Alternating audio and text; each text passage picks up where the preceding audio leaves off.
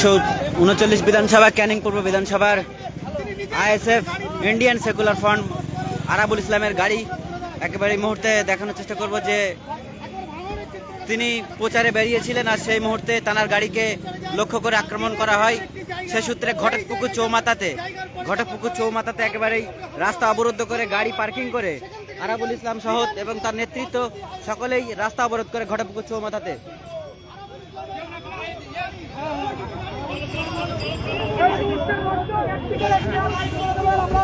ইতিমধ্যে ঘটকপুকুর চৌমাথায় চলে এসেছি।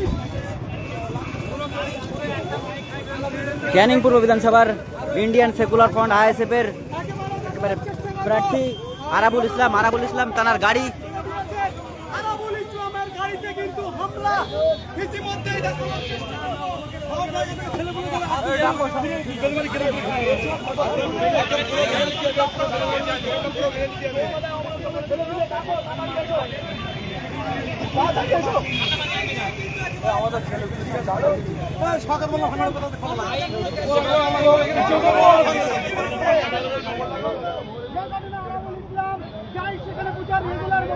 তাকে দীর্ঘদিন সময় বাধা সৃষ্টি করা হয়, আজও তার গাড়ি ভাঙচুর করা হয়।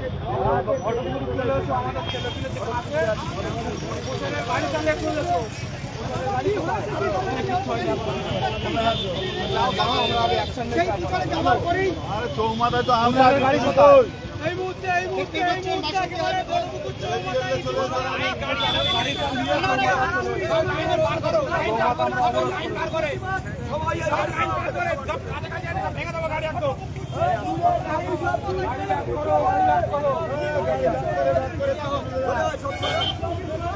আয় না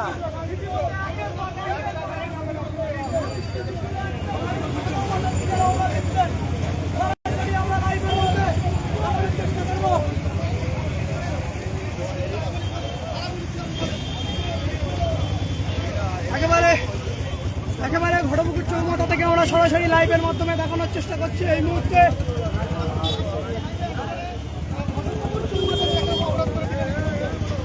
ইতিমধ্যে দর্শক যে যেখান থেকে দেখবে লাইভটা শেয়ার করবেন। আমরা ফের দেখানোর চেষ্টা করব যে আরাবুল ইসলামের গাড়ি কিন্তু ইতিমধ্যে ভাঙচুর করেছেন। একেবারে পিছনের যে কাজ সেই কাজ কিন্তু ইতিমধ্যে ভাঙচুর হয়েছে। আমরা দেখানোর চেষ্টা করব যে বেদেবাড়ি তিনি কিন্তু গিয়েছিলেন।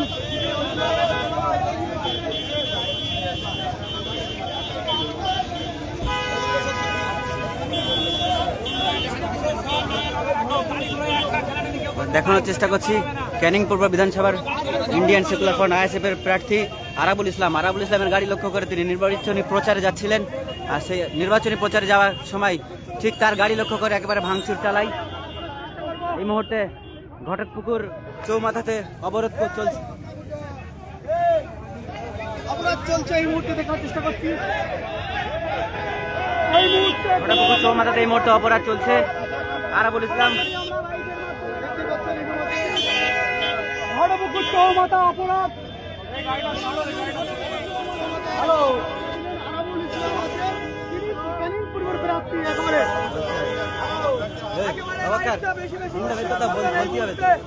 আবারও আরাবুল ইসলামের উপরে হামলা। একেবারে ক্যানিং পূর্বের প্রচারে যান দেউলি অঞ্চলে, সেই জায়গায় গিয়ে তার উপরে হামলা হয়।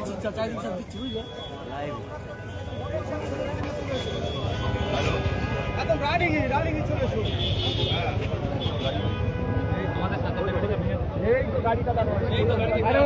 গাড়ি পুরো খুঁজি করে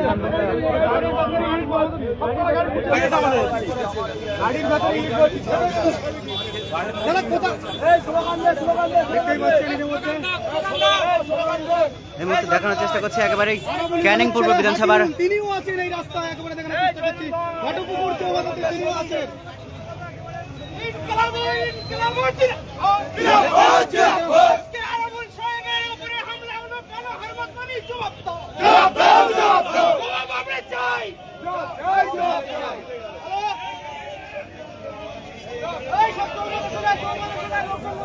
ইতিমধ্যে দেখানোর চেষ্টা করবো। আবারও ঘটনাপ্রবাহ আমাদের থেকে সরাসরি লাইভ সম্প্রচার করছি। আরাবুল ইসলামের গাড়িতে কিন্তু আমরা আরাবুল ইসলামের কর্মীর উপরে হামলা, আরাবুল ইসলামের উপর হামলা, আরাবুল ইসলামের 2খানা গাড়ি ভাঙচুর করা হয়, আরাবুল ইসলামের 2খানা গাড়ি ভাঙচুর করা হয়। আমারও সত্যি দেখতেই পাচ্ছেন, সেই চিত্রটা দেখে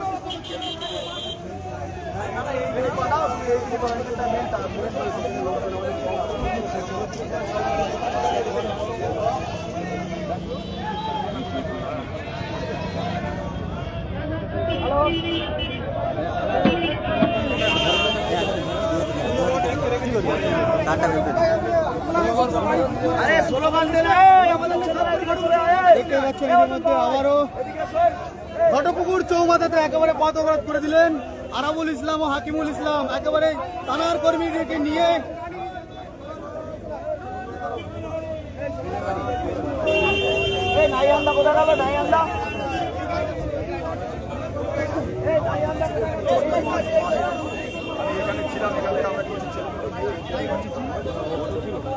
যেভাবে আরাবুল ইসলামের উপরে আক্রমণ করা হয়েছে দেউলি 2-তে, আমাদের দুজন কর্মী